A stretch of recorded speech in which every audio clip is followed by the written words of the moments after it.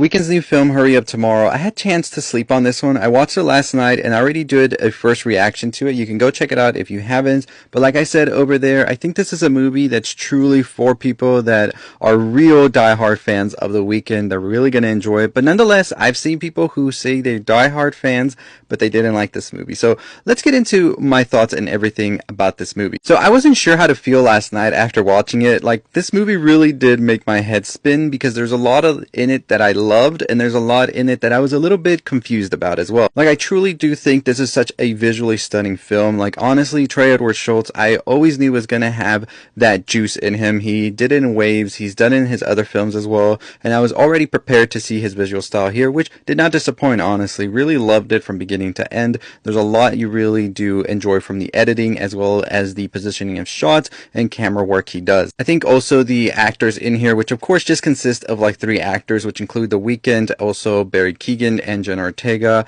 were good. I think that they definitely did push the story forward. The Weeknd is playing The Weeknd, so I just don't see how much more he could have changed from his person he is, right? But I think Jenna Ortega really is the strongest here. Really great performance from her, especially in that third act. I was really blown away from the range she was able to showcase throughout in a very complicated role, I will say, that I just didn't know how else she was going to portray, but I think she did a great job at it. Like I've said in my initial reaction and my review that I'm doing right now, is that this movie is going to be an interesting one to see how it performs, because I think you really have to be a really big fan of The Weeknd. At least you have to have some awareness of the previous 3 albums he's done in order to really, I think, grasp this movie. And I think that if you go into this just thinking it's a regular psycho thriller, you're definitely going to be left disappointed, because the movie really asks a lot of the audience is that you have to know The Weeknd's previous 3 albums as well as some of the things he's gone through, because this at its core truly is The Weeknd, almost self-reflecting.